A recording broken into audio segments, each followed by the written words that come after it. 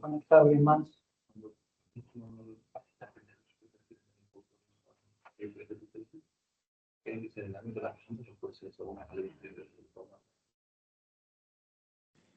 Hola, buenas tardes. Hola, buenas tardes. Hola. Bueno, comenzamos cuando queráis. Pues cuando tú quieras. Vale. Bueno, he traído una revisión de un artículo. Un artículo es una revisión sistemática sobre los subtipos cognitivos. Pero bueno, pues por hacer una revisión de nuestros subtipos, a ver cómo se han hecho en otros estudios. Hacemos una revisión y bueno, y vemos un poco si coinciden nuestros subtipos. Hacemos un poco, yo creo, con este artículo la revisión hacia atrás de cómo se ajustan nuestros propios grupos a los que en una revisión se analizan de varios estudios precedentes. Es algo antiguo, es de 2020, ya han pasado 5 años, pero bueno, yo creo que para hacer un poco la reflexión sobre este tema en concreto, quería haber presentado alguna cosa más actual sobre los resultados, pero andamos un poco justos con datos nuevos, o sea que nos esperamos por eso me falta presentar algo más completo. Bueno, una breve introducción sobre estos subtipos cognitivos. Empezamos hablando de la heterogeneidad, como muchas otras veces hacemos en el grupo. El espectro de la psicosis, que bueno, sabemos que donde podemos incluir los diagnósticos clásicos tradicionales de la esquizofrenia y del trastorno bipolar, las psicosis afectivas y no afectivas. Pues bueno, estos son los diagnósticos tal como se han ido definiendo a partir de la presentación clínica de los síntomas de los pacientes, etcétera. Hay otras categorías como el trastorno esquizoafectivo, que serían otros diagnósticos a medio camino dentro de este espectro de la psicosis. Y bueno, pues alguna evidencia, esto ya hemos hablado varias veces, es que todos estos trastornos comparten de un modo u otro genes susceptibles de desarrollar estas enfermedades, con los estudios que ya se han ido acumulando en estos años. Probablemente detrás de ello se habla de una neuropatología común, una neurobiología que subyace a los trastornos, al menos en algunos de los casos que compartan entre varios de estos pacientes, ya sea de esquizofrenia, de bipolar o de alguna otra de las subcategorías que he citado. También comparten rasgos clínicos, perfil cognitivo, anormalidades cerebrales, tanto estructurales como funcionales. Igual, esto lo hemos repasado incontables veces y probablemente igual en varios de estos grupos, pues varios individuos, independientemente de un grupo diagnóstico o de otro, pues pueden compartir estos mismos rasgos y dentro de, pues eso, de un mismo diagnóstico. El problema aquí, entonces, un poco a lo que quieres llegar este punto de la introducción, es a la heterogeneidad que hay dentro de la psicosis, tal como se ha definido hasta este momento, y que causa un problema de distinción entre estas enfermedades. En cuanto pues, a sus perfiles clínicos, desde una perspectiva más funcional, la evolución de la enfermedad, etcétera. Y la solución a esta gran heterogeneidad, que varía mucho dentro de estos distintos perfiles, pues puede ser el crear una nueva homogeneidad, el buscar agrupaciones distintas, diferentes, alternativas, basadas en otras variables. Esto ya lo estamos haciendo, como sabemos. Probablemente estas nuevas agrupaciones pues, compartan características fenotípicas entre sí, tanto en su sintomatología como en ese perfil cognitivo, e incluso desde la biología, en estas genética subyacente, alteraciones cerebrales subyacentes, etcétera. Por lo tanto, estos estas nuevas agrupaciones más homogéneas serían unos objetivos fenotípicos clave para avanzar en los estudios de rasgos neurobiológicos, buscar marcadores de riesgo mucho más fiables, etcétera, cosa que, como sabemos, está muy limitado en la perspectiva actual de los diagnósticos tradicionales.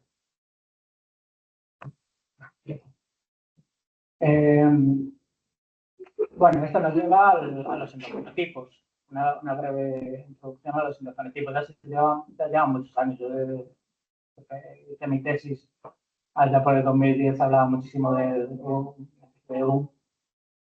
los endofenotipos. Se definen como los rasgos heredables que corresponden a variables, a factores de las enfermedades que están entre medias de lo biológico más profundo, como puede ser la genética, y esos fenotipos clínicos más superficiales, más variables, dependiendo de su interacción con el ambiente, con el entorno, con la educación, con todas las variables psicosociales. Por definición, son mucho más estables en el tiempo, al ser mucho más profundas, digamos, en esa biología, en esa biología subyacente. Están menos relacionados con las distintas fases de la enfermedad y además se presentarían en las familias. Por lo tanto, serían mucho más fiables para poder estudiar al realizar los estudios de asociación genética, estar a un nivel mucho más cercano a la biología profunda de la enfermedad. Esto nos lleva a los déficits cognitivos, uno de los fenotipos, de los endofenotipos o fenotipos intermedios que más se han aventurado a estudiar los distintos autores, los distintos grupos de investigación, son los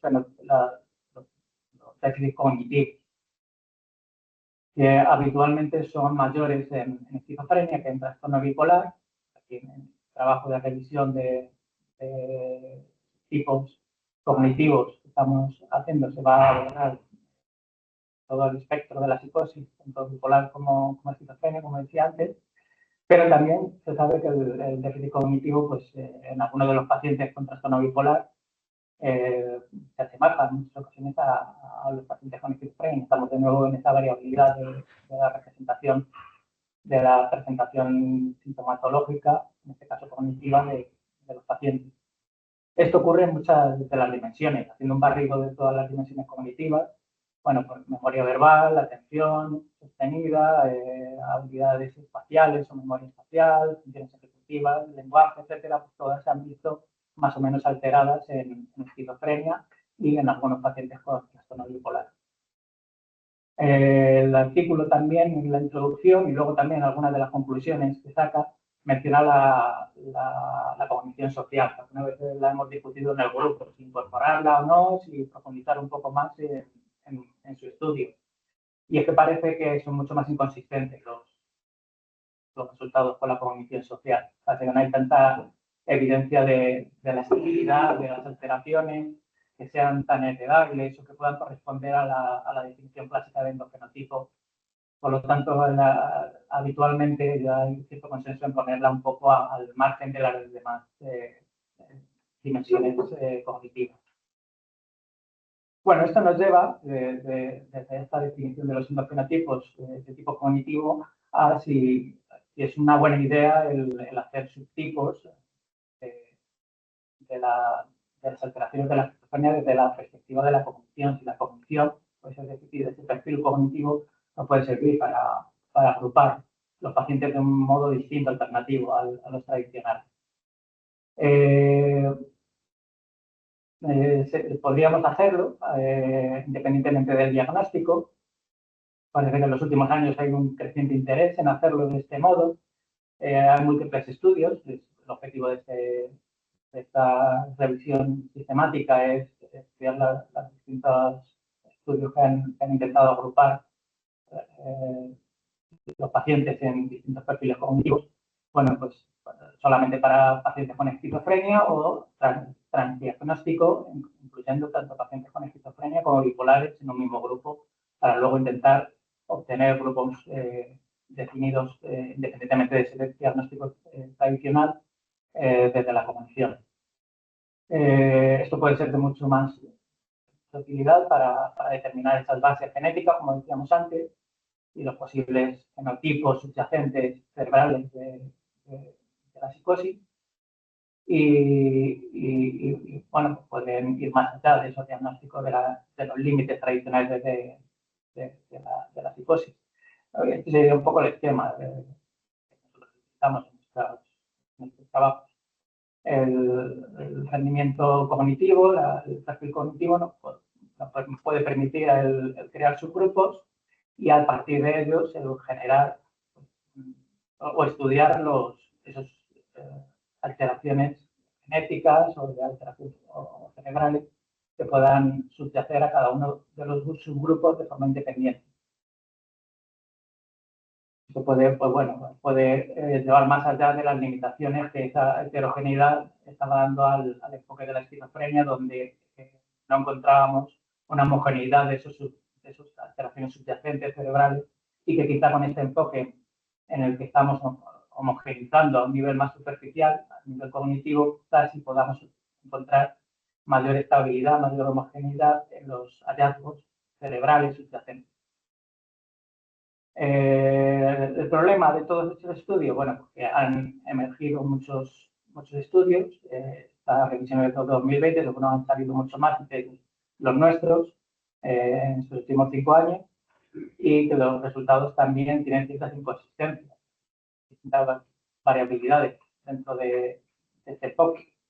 Es un poco la perspectiva de este trabajo que nos puede ayudar a nosotros ahora a reflexionar un poco de cómo lo estamos haciendo. Si nos asemejamos a cómo se ha hecho antes o si estamos haciendo mejor, probablemente. Los objetivos del estudio pues, sería realizar esta revisión sistemática, incluyendo pues, estudios en los que se hace su tipificación en clústeres cognitivos de 2, 3 o más grupos. Cuando estos estudios pueden contener solamente pacientes con trastorno bipolar, solamente esquizofrenia o ser transdiagnóstico.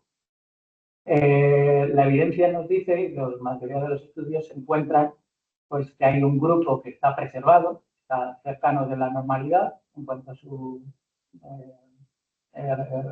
perfil cognitivo, mientras que también suele ser habitual encontrar un grupo con un déficit severo, un déficit grave en la cognición. Donde sí hay dudas, y quizá las limitaciones de todos estos trabajos, comparar un poco el nuestro, es la gran variabilidad que hay de metodología, por ejemplo, entre los distintos trabajos, del tipo de pacientes que se incluyen, el número de grupos que se encuentran, que también son muy variables, ahora lo revisamos. Los grupos, aquí hemos mencionado 2, los más preservados y los de déficit más grave, pero hay grupos intermedios que pueden encontrar más o menos. Trabajos donde se encuentran 4, incluso 5 clústeres, donde podemos distinguir varios grupos intermedios. Nosotros no lo estamos encontrando por ahora. Y que, bueno, pues ese perfil cognitivo y clínico pues puede ser también variable dentro de cada uno de los clústeres. Ahora vemos un poco lo que encuentran estos trabajos y cómo sería el nuestro. El estudio, esta revisión intenta pues, determinar la consistencia de los resultados. Son muy variables entre sí o de verdad se están encontrando cosas que se asemejan entre ellos. El nuestro, insisto, lo podemos comparar con esto de acá. También esa metodología que también es muy variable, los rasgos o las consecuencias clínicas y sociodemográficas de los pacientes en función de si pertenecen a un grupo u otro, y que nos puede llevar pues eso, a hacernos la pregunta, aunque no se meten en esta revisión en ese papel de estudiar las alteraciones biológicas subyacentes a estos subtipos cognitivos, pero responder a estas limitaciones en cuanto a si son consistentes los grupos cognitivos nos puede llevar a tener mayor seguridad o darle mayor validez a los hallazgos biológicos que podamos encontrar para cada uno de los subgrupos cognitivos por separado. Bueno, esto es la metodología del estudio. La metodología tiene un poquito menos relevancia, puede ir un poquito más rápido. Se incluyen estudios con, muchas de las cosas ya las he dicho,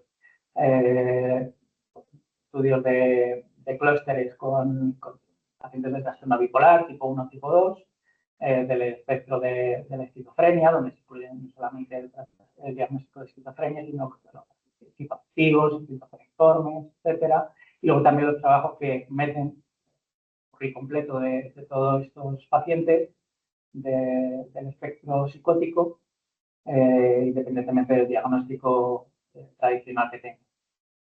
Se hace el subtipificado a partir del rendimiento cognitivo en estos trabajos. No, en ningún caso se hace la clasificación en función de otras herramientas de neuroimagen o electrofisiológicas. Y la metodología pues, suele ser dirigida por los datos a través de técnicas de clustering no supervisadas, donde no se hace una preselección, etcétera, de los clústeres que tienen que haber en cada como resultante. Es similar a como lo estamos haciendo nosotros. El rendimiento cognitivo, pues requisito que sea a través de test neuropsicológicos, no test improvisados o paradigmas de algún otro tipo, como la VAX o muchos otros que están estandarizados, y pues incluyendo pues, múltiples dominios de esa cognición social. Las de exclusión, pues, bueno, típicos, el destacar pues, que son hasta el año 2000, a partir del año 2000, hasta el 2020. Bueno, este es un poco el algoritmo de búsqueda del año 2000-2018, las herramientas de búsqueda, la búsqueda a mano, el método que se hace por dos investigadores y, bueno, cualquier discrepancia menciona en el artículo que es básicamente lo que el jefe diga. Me pareció curioso. Y luego, pues también se hace una evaluación, como muchas revisiones sistemáticas, de la calidad de los estudios. Esta herramienta que se mostró, donde pues reúnen criterio o no para un artículo de calidad, pues, obtiene una puntuación final, pues, se considera que un 70% de esos criterios pues, es de buena calidad el artículo.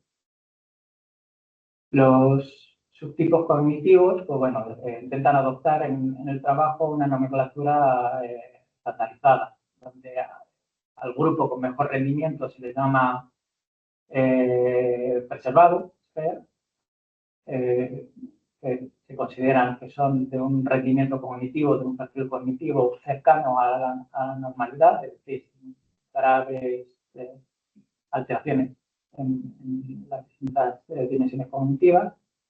Habrá un grupo deficitario con déficit cognitivo, el que tiene peor rendimiento, normalmente muy significativo, en contraste a los otros grupos, incluido el de controles sanos o las medidas estandarizadas de los test.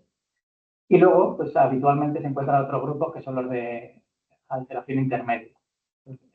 Nos falta a nosotros, pero bueno, no hay ningún problema no tenerlo porque también hay muchos trabajos que no lo encuentran. Y además los que suelen tener más consistencia en los estudios suelen ser los dos anteriores. Es un grupo del intermedio, de alteración intermedia, es un grupo emergente entre los dos, a medio camino, donde algunas de las dimensiones cognitivas pueden estar alteradas, pero otras no, además en menor proporción.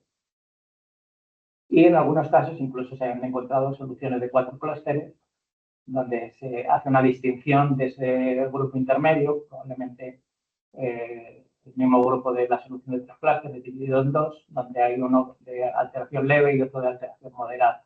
De la alteración leve pues, suele estar un poco más cercano al preservado, mientras que de alteración moderada es más cercano al de déficit. Este es la figura de inclusión de los distintos trabajos.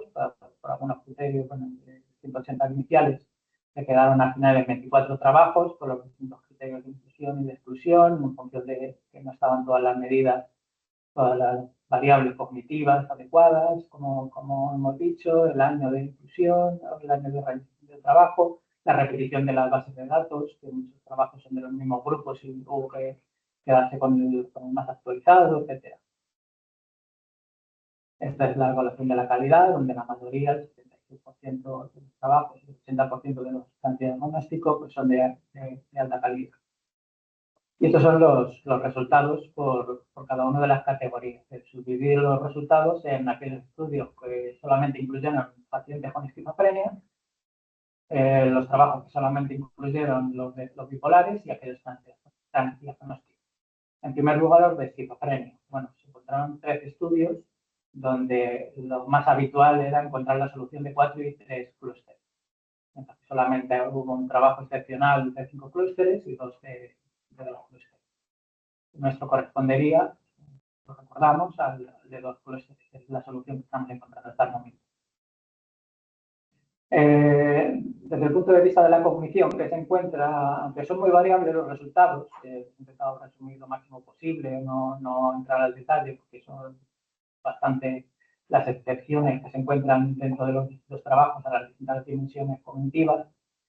Pero bueno, el grupo preservado, de cognición preservada, pues, suele tener un promedio de puntuación en todos los dominios similar al de la normalidad, o cercano al de la normalidad, con algunos empeoramientos, algunas puntuaciones un poco peores en aprendizaje y memoria verbal. También algo en comparación a los controles, algo de peor atención y el cociente intelectual algo inferior, pero igual muy variable. Hay algunos trabajos donde el grupo de preservados suele ser muy cercano a los controles sanos, mientras que hay otros donde sí se nota una leve significación o los valores suelen ser inferiores, algunas veces con significación estadística, a veces no. Normalmente también cuando hay más grupos de pacientes con los que comparar, pues suele ser que tiene la mejor puntuación cognitiva en todas las dimensiones. El grupo de intermedio, o bien leve o bien moderado, suele tener un CI promedio, un funcionamiento global cercano a la normalidad, con algunas excepciones de trabajos. Y normalmente los grupos moderados pues tienen peor puntuación en algunas dimensiones en particular, atención, memoria y función ejecutiva por ese orden. Al compararlo con controles sanos suelen estar significativamente peor en cuanto al déficit cognitivo. Y el grupo deficitario, bueno, pues significativamente tiene peor cociente intelectual, peor funcionalidad global en todas las dimensiones cognitivas. Al compararlo con controles sanos, pues siempre de forma muy significativa, con 1,2 a 2,7 de deficiencias críticas en todos los dominios cognitivos.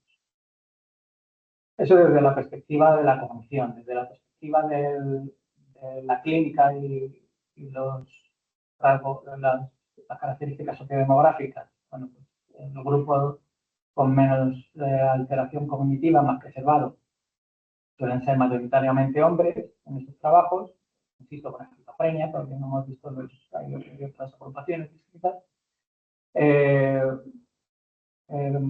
Suelen tener un mejor funcionamiento global en comunidad, suelen estar menos desempleados y tienen mayor educación. Desde la perspectiva clínica, pues tienen mayor sintomatología negativa o más activos, menor sintomatología negativa, suelen tener mayor adherencia al tratamiento, al final mucho mejor perspectiva clínica que otros grupos. Al comparar con controles, también tienen mayores niveles de depresión, ansiedad, estrés, peor calidad de vida y, o sea, que sí tienen algunas variables clínicas y se muestran algo peor que esos controles. Y luego, aunque no se profundiza prácticamente nada en todo el trabajo, toda esta revisión sistemática, pues sí se mencionan aquí justamente un par de variables de neuroimagen, en este caso estructural, de resonancia magnética, donde se cita que en estos trabajos sí hay un menor volumen parietal en comparación a controles sanos. O sea que, aunque el resultado clínico suele ser muy similar al de los pacientes en algunas circunstancias, pero sí hay alteraciones notables en algunas dimensiones de esto. No hay diferencias con respecto a otros tipos en el uso de la medicación, el abuso de sustancias, la edad de aparición de la enfermedad, el inicio de la enfermedad, la intensidad de los síntomas, el sexo, etcétera. En cuanto al grupo de intermediario de alteración cognitiva intermedia, bueno, suelen ser mayor edad y menos educados que los de cognición preservada. Y suelen tener mayores índices de depresión, ansiedad, estrés, peor calidad de vida y peores pronósticos de salud de los pacientes, el grupo de pacientes más preservados. Igual, la imagen estructural nos dice también que tienen los volúmenes parietales y de la ínsula son algunas características de estos estudios desde el punto de vista de la propia metodología del propio estudio en sí. La distribución de sexo suele ser en un 61-73%, hombres y mujeres, la edad de 34 a 50 años, aunque suelen ser mayores en aquel trabajo de la solución de 5 clústeres. Parece que los pacientes con mayor edad son los que menos encajan o que más bailan entre dos clústeres, no se encajan tan bien. El tamaño muestral, pues hay trabajos también de mucha variabilidad, a lo que va el estudio a hacer un poco la visión crítica de lo variable que son los distintos trabajos entre sí. Cuanto mayor es la muestra, hay una tendencia que es interesante a que se reduzca el número de clústeres. Aquellos trabajos que tienen mayor muestra pues suelen tener soluciones de 2 y 3, pues estaría, digamos, ahí en ese grupo, mientras que los trabajos con menor muestra suelen estar en las soluciones de 4 y 5. El tamaño de la muestra por grupo pues suele ser un poco las cifras. Clústeres, alrededor de 30, 40, efectivamente para los preservados, intermedios y de déficit. Y bueno, el artículo se introduce un poco a mencionar y a valorar los distintos métodos estadísticos que se utilizan de identificación y de derivación de clústeres. Bueno, no me voy a meter en ello, pero es un poco la visión general es que hay mucha variabilidad en cuanto a cómo calculan esos clústeres. Es una de las críticas que hay detrás de esto. Nosotros lo hacemos de un modo específico que probablemente encaje con alguna de ellas. Desde la perspectiva de los estudios de trastorno bipolar, solamente con pacientes de trastorno bipolar, solamente hay 8 trabajos, donde 6 de ellos son de 3 clústeres y 2 son de 4. En cuanto a la alteración cognitiva, pues patrón similar. No hay alteraciones en el grupo preservado en comparación con pacientes con controles sanos y con otros pacientes, con algunas excepciones. Y se ve alguna significación, alguna disminución leve de la alteración cognitiva en velocidad de procesamiento y en atención, con los dominios cognitivos más sensibles a que sean deteriorados. En cognición social lo menciona ahora, pues, se menciona periódicamente, pero la conclusión suele ser la misma durante todo el trabajo de revisión, que son bastante consistentes. Hay veces algunos trabajos donde los pacientes puntúan incluso mejor que los controles sanos, otras veces peor, pero de forma muy consistente. El grupo intermedio en cuanto a déficit cognitivo pues suele tener mayor alteración en velocidad de procesamiento y en otras dimensiones también variables. Suele ser más habitual esa velocidad de procesamiento donde se encuentra el bajón de rendimiento cognitivo en estos pacientes intermedios. y aquel grupo con mayor déficit pues suele corresponder a todos los dominios,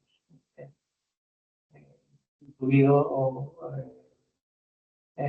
con la excepción de la función ejecutiva, que parece menos sensible, al menos en estos trabajos que han revisado. Eso nosotros me parece que no nos pasa. Nosotros tenemos déficit cognitivo sí, en función ejecutiva también, en el grupo deficitario. Desde la perspectiva clínica y demográfica, pues, bueno, el grupo preservado tiene mayor tasa de desempleo, mejor ajuste social y laboral, mayor cociente intelectual, etcétera. Están menos estresados, tienen menos psicopatología de estrés, toman menos medicación, tienen menos quejas subjetivas de dificultades cognitivas, mejor calidad de vida, menos episodios depresivos, o sea, tiene una clínica mucho mejor que la de los otros grupos. El grupo deficitario, en contra, el otro extremo, en este caso no mencionan los grupos intermedios, tienen menos años de educación, peor funcionamiento social global, peor cociente intelectual y presentan también mayor índice de trauma infantil. En cuanto a las características de estos estudios, suelen pacientes que suelen estar entre los 36 y 48 años, con una proporción de 33-51 en cuanto a hombres de hombres en comparación a mujeres. El tamaño muestral, pues, suelen ser mayoritariamente bipolares tipo 1, con 3 estudios de solamente químicos. El número de participantes también es muy variable, desde un trabajo con 60 pacientes bipolares hasta otro con 402. Sí es reseñable, cuanto mayor es la muestra, aquellos trabajos con mayor muestra son aquellos que tienen más homogeneidad en la solución de 4 clústeres. Los métodos igual, son muy heterogéneos, mencionarlos en cuanto a las formas de hacer el agrupamiento desde la perspectiva estadística, y luego también menciona aquí, creo que por primera vez en el trabajo, y luego se meten eso más en profundidad en la variabilidad de las medidas cognitivas. En algunos trabajos las incluyen de forma cruda, como lo estamos haciendo nosotros, si lo recordáis, mientras que otros trabajos las incluyen ya estandarizadas, utilizadas en función de los distintos baremos o estandarizadas en función de la muestra de controles que tenga el propio estudio. Esto también pueden incorporar una variable de confusión dentro de estos trabajos de clústeres cognitivos. Las dimensiones cognitivas pues, son las habituales. Y por último, los transdiagnósticos. Son 5 estudios en global, la mayoría la solución fue de 4 clústeres y uno solamente fue de 3 clústeres. En cuanto a la cognición, pues en el grupo preservado tuvo una cognición comparable a los controles sanos, excepto en cognición social, de nuevo, que va un poco por libre, y igual un CI premórbido también comparable. Algunas excepciones, la atención, el procesamiento o algunos trabajos muestran valores inferiores en esta dimensión cognitiva. El grupo intermedio pues, presenta, comparado con los controles sanos, pues, menor cociente intelectual y menores puntuaciones en muchos de los dominios, algunas excepciones en algunos trabajos, por ejemplo, en función ejecutiva. Los de alteración intermedia pero leve tienen que tener algo menos que los moderados, de nuevo con la excepción de cognición social. Y de nuevo relevante en el grupo de déficit cognitivo, de mayor déficit cognitivo, pues, al comparar con los controles sanos, tienen alteración en todos los dominios cognitivos, y al comparar con ese grupo intermedio, pues también suelen tener una peor puntuación, también con unas pocas excepciones en algunos de los trabajos, pero la tendencia general es de empeoramiento.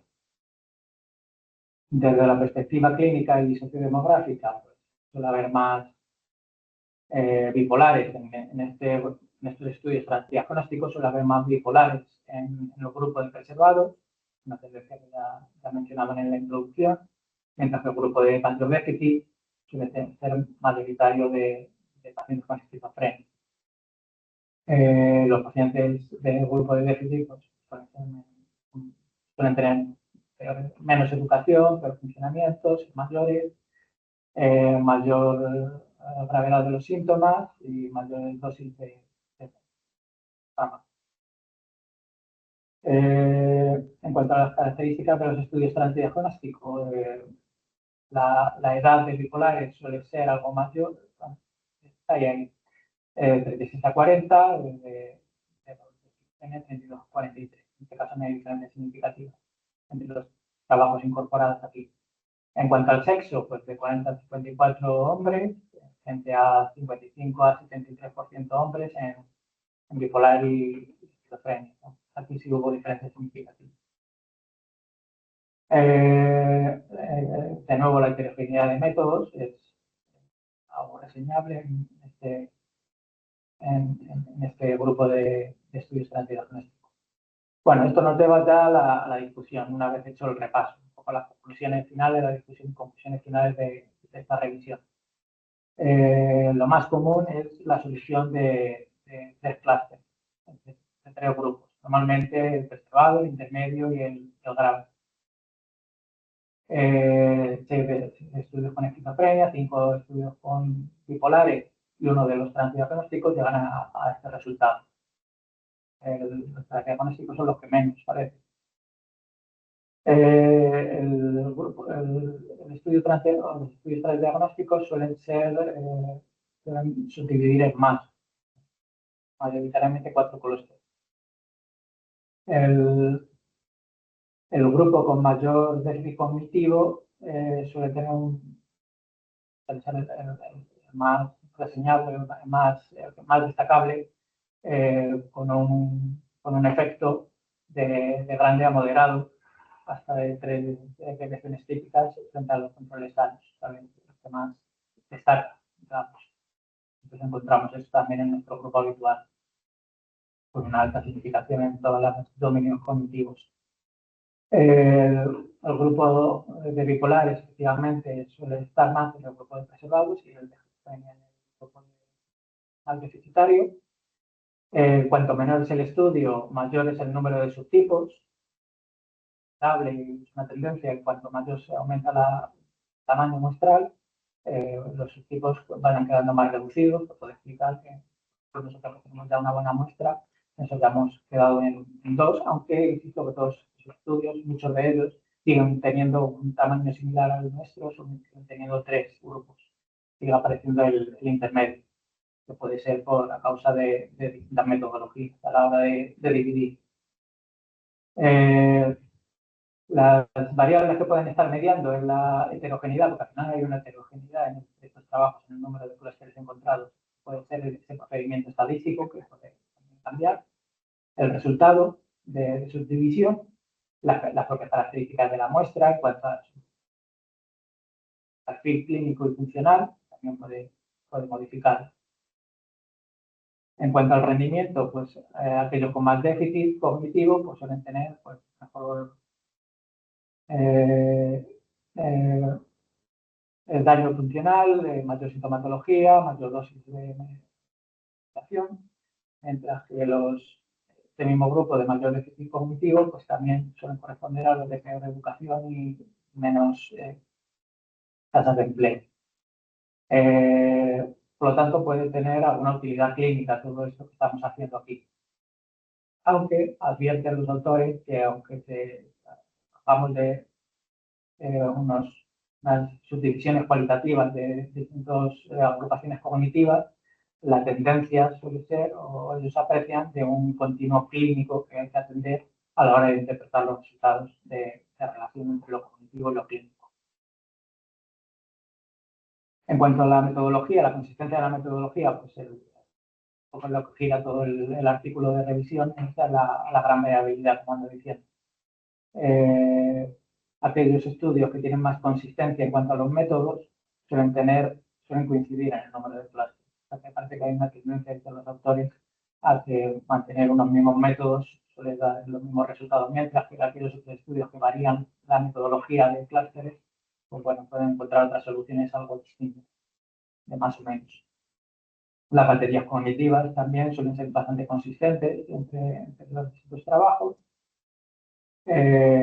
pero sí hay variabilidad en cuanto a eso que mencionaba antes, de utilizar medidas crudas o medidas ya estandarizadas, siguiendo bien las normas de los propios test o de las propias baterías, los baremos, o bien estandarizando en función de las puntuaciones de los controles sanos incluidos, o bien otras puntuaciones categóricas distintas que se utilizan en distintos trabajos. Esto también lo mencionan como una variable a tener en cuenta a la hora de interpretar los resultados de clase. En conclusión, pues bueno, estos valores cognitivos pueden estar, puede ser relevante de identificar a la hora de interpretar, puede estar sesgado. Hay cambios significativos en cuanto a la validez de las soluciones de estos subtipos, o sea, que son bastante cambiantes en función de todas estas variables. Y mencionan también, lo subrayan bastante, el que distintas soluciones de clustering pueden aparecer en una misma muestra en función de las distintas metodologías. Y por lo tanto, tener esto consecuencias a la hora de determinar ese siguiente paso, que sería el de encontrar homogeneidad de alteraciones biológicas dentro de cada uno de esos clústeres cognitivos. O sea que hay que ser crítico con ese primer paso de subdivisión en la perspectiva cognitiva para luego dar el siguiente paso de la determinación de alteraciones cognitivas en cada uno de los grupos. Los factores clave, estos autores dicen que hay que atender dentro de estudio de clústeres, es por lo tanto los perfiles clínicos, sintomatológicos de los pacientes, esa estadística que mencionamos que es bastante variable, la estandarización de los test cognitivos, como también hemos dicho anteriormente.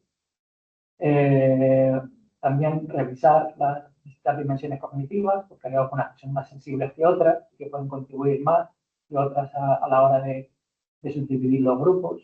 O sea, perfilar el grupo mejor en determinados dominios cognitivos clave sea también importante, en vez de barrer todos de forma análoga.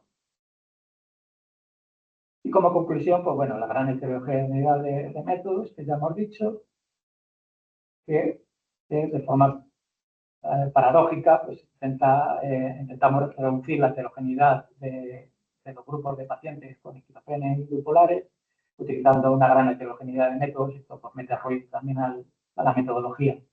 Que los objetivos de homogenizar estos pacientes es una herramienta útil, no obstante, a pesar de estas críticas, estas limitaciones que hay que considerar, pues, llegan a la conclusión los autores de que es útil para el siguiente paso de las investigaciones en cuanto a la neurobiología subyacente, a la neuropatología subyacente de estos pacientes, que el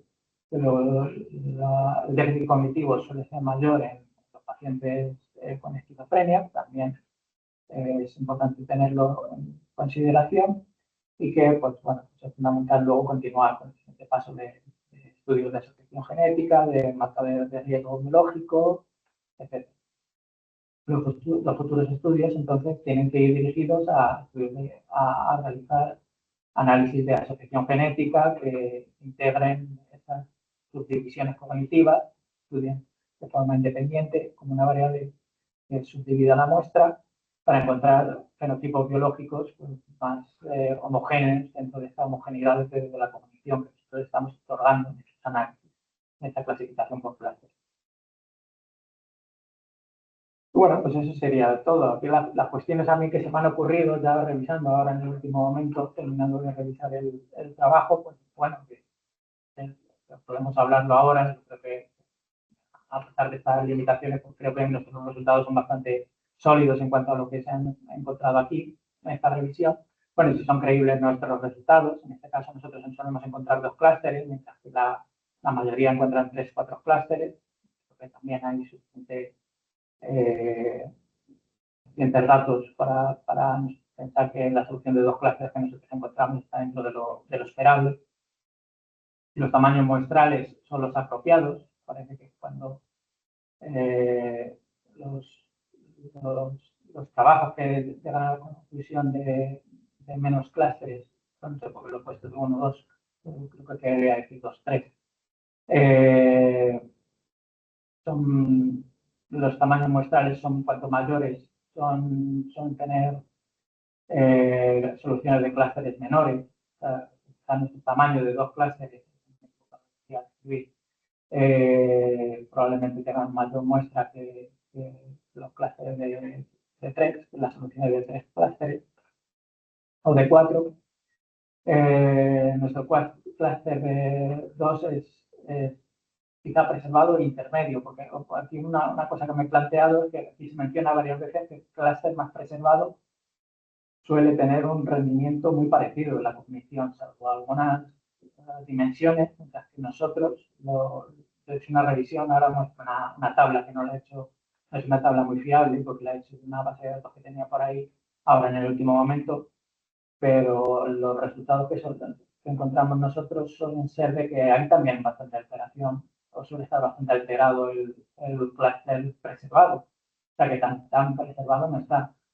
Suele estar mejor que el clúster de mayor déficit, pero no es ese casi normal que encuentran en algunos estudios. Entonces, esto hay que también tenerlo en cuenta. Esperaríamos tener un tercer grupo, quizá el grupo intermedio está metido de alguna forma en nuestro clúster preservado, por eso encontramos algunas alteraciones cognitivas en nuestro clúster preservado. También es una opción. También, si hay algunas de las dimensiones cognitivas, de los dominios cognitivos que puedan tener mayor peso, quizá un enfoque de algunas dimensiones concretas, puedan subdividir mejor. Todo lo proponen los autores en algún momento de la revisión. Bueno, por ejemplo, las funciones ejecutivas muchas veces no son concluyentes. Diferiría nuestros resultados si cambiáramos un poco la metodología estadística, digamos, el clustering de alguna forma algo distinto. Hemos hecho una segunda subdivisión, hemos encontrado resultados muy similares. Yo creo que podemos tener cierta certeza de que lo estamos haciendo bien también. Y luego los estudios futuros, ¿por dónde deberían ir? Pues bueno, creo que ya lo estamos haciendo, de estudiar las alteraciones neurobiológicas que subyacen a cada uno de los clústeres, por donde vamos avanzando ahora por distintas líneas. Bueno, y esta es la tabla que he hecho ahora en un momento, no está bien hecha porque me bailan bastante los números, es una base de datos que es parcial de otro lado de otro trabajo, pero sí lo que quería remarcar es que nuestro grupo Cluster 2, que es el preservado, pues sigue teniendo bastantes alteraciones cognitivas muy significativas en muchas dimensiones, muchos dominios cognitivos, con alguna excepción, como por ejemplo las funciones ejecutivas. Y también mencionar el trabajo, que es la que más excepciones suele mostrar. Pero bueno, no sé si tenéis alguna cosa que decir sobre estos asuntos, estas cuestiones por ahí.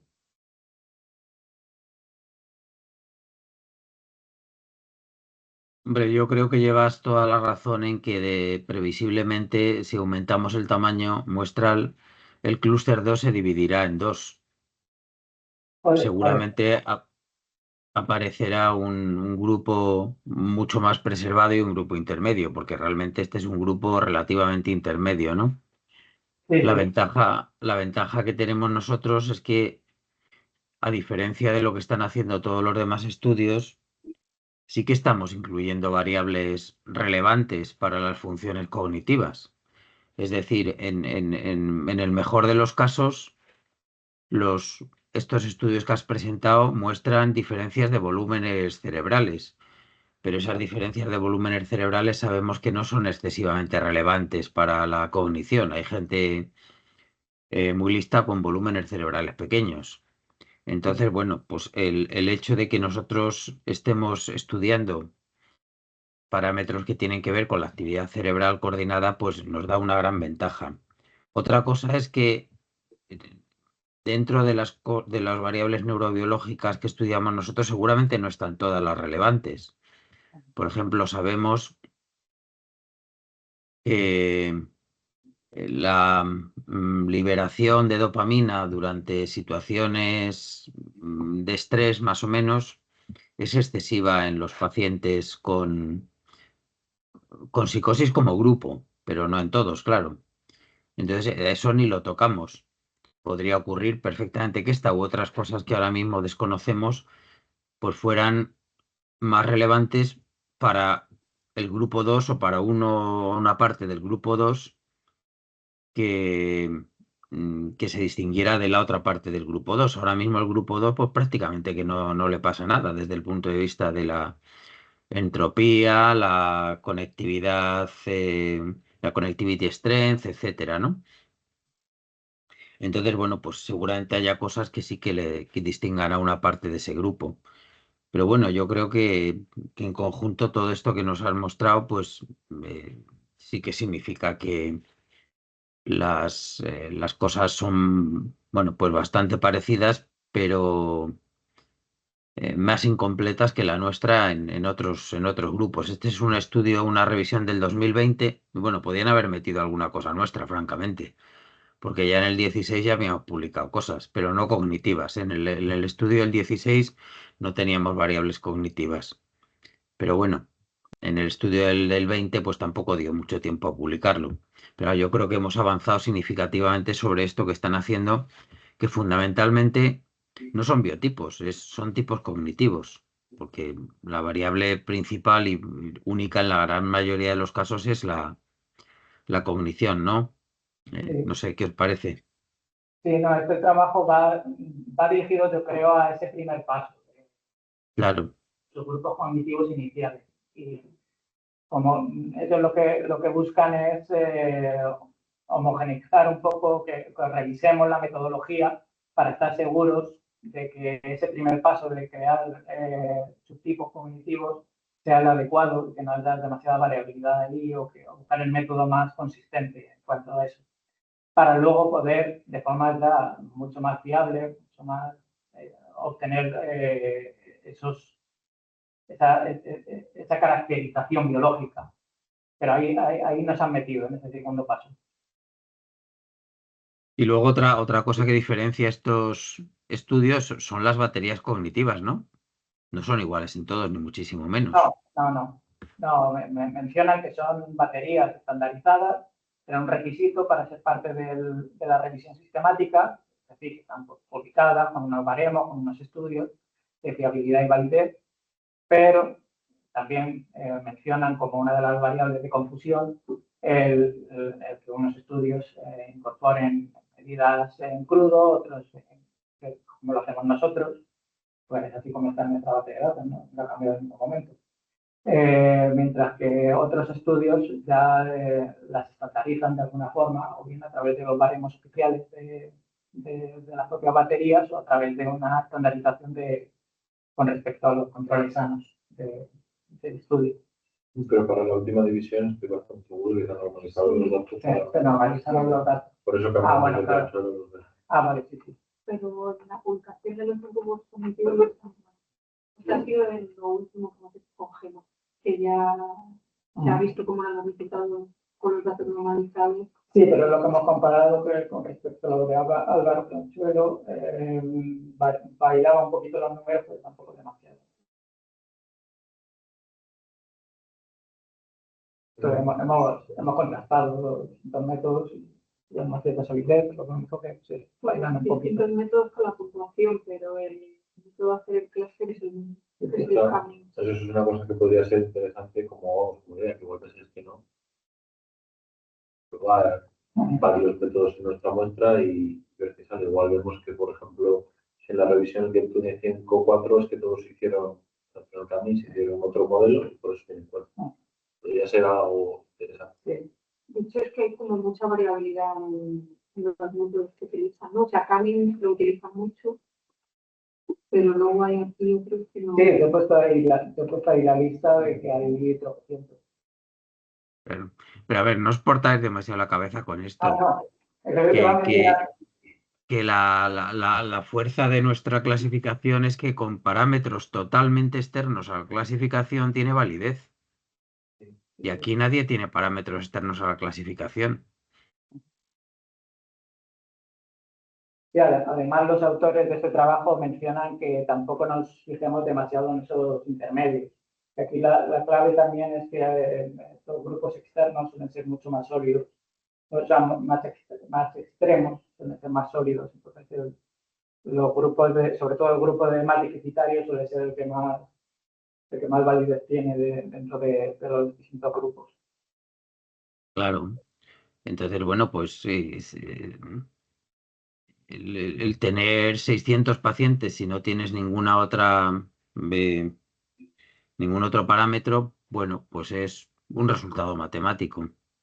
Pero además los nuestros coinciden bastante con los del grupo este americano que está haciendo algo parecido de buscar biotipos, que publica el primer autor, un doctor que se llama Clements, y que, bueno, pues que van en una línea bastante parecida a la nuestra, solo que ellos no tienen TMS ni analizan el eje de la misma manera, etcétera.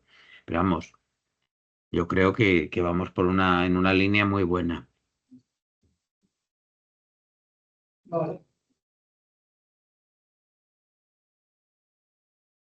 Vale. Bueno, Sí, oye, nada más. sí, sí, Yo creo que sirve solamente para dar un poco de solidez a lo que estamos haciendo. sí. Y nos quedamos contentos, nos vamos a casa hoy contentos con que lo estamos haciendo bien. Vale. Oye, vamos a ver, os comentamos, esta mañana hemos estado Rosa y yo en Salamanca, hemos llevado allí el aparato, la verdad es que la impresión que sacamos es muy buena, excepto que habían desaparecido 2 cables importantes. Parece que en Madrid no les ha gustado mucho que nos lleváramos el equipo y se han olvidado de meterlo entero.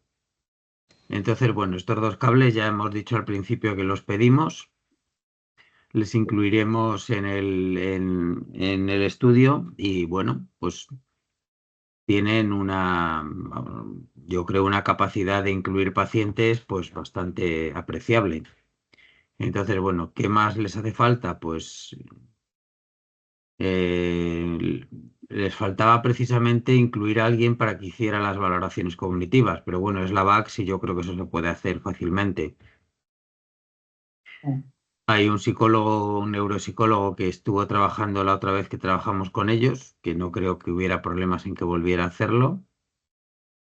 Y no sé, poco más. Es prioritario hacer esto y luego después mandarles y montarles todo el equipamiento em, del estudio del self, ¿no? Una cosa, Vicente, has dicho 2 cables, ¿cuál es el segundo? A ver, el segundo, o sea, ¿cuál era en rosa? Teníamos el que El, conectaba el presentation con el amplificador y eso es. luego, El ground faltaba también. no, el ground, no, y faltaba otro cable. No, lo que nos pasaba era que, o sea, la caja de los triggers, pero en realidad el cable que sigue faltando es el mismo. Sí, si Es ponemos solo para conectar el la amplificador con el presentation.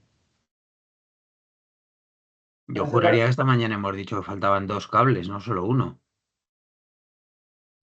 Es que había otro que, claro, había uno que a lo mejor, no, claro, es verdad, porque, o sea, había uno que encajaba la clavija en la caja de triggers, pero la otra punta solo era de USB.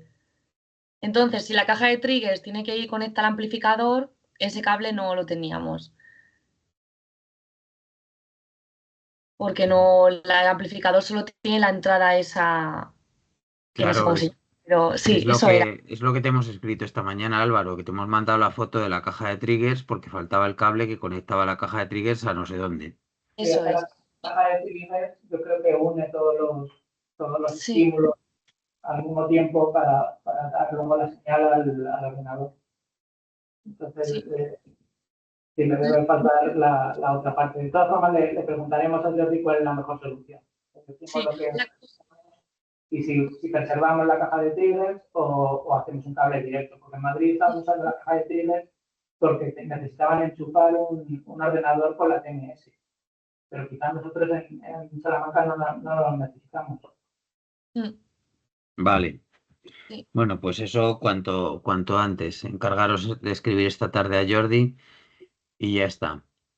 Vale. Y luego, ¿cómo va el asunto de hablando de cognición y todo esto de incluir a los pacientes más mayores? ¿Habéis llamado? ¿Habéis reclutado alguno más? Controles, no mayores. Controles, sí, bueno. Y también yo mandé un paciente que no sé si habéis podido contactar con él al final. Sí, el paciente al final consiguió contactar y ya dicho que sí, tanto la neuro como la, vamos, que sí.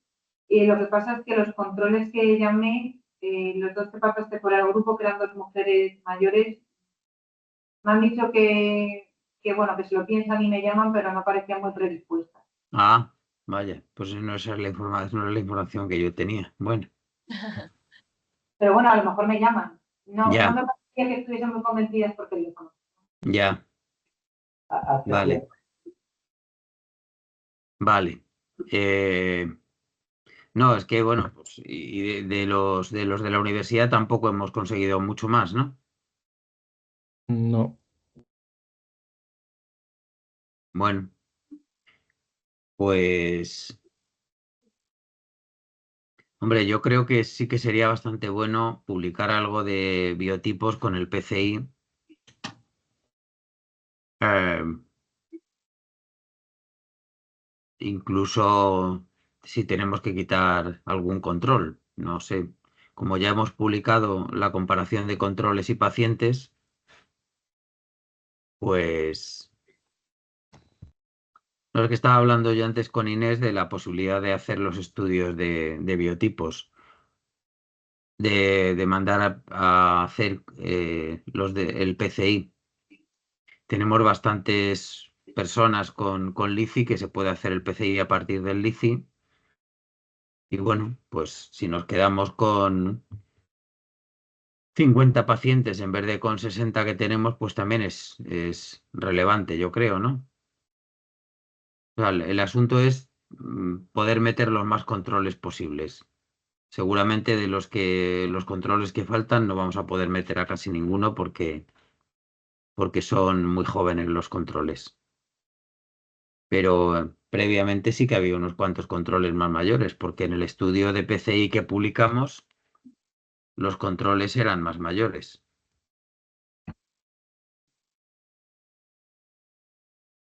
A ver, voy a abrirlo.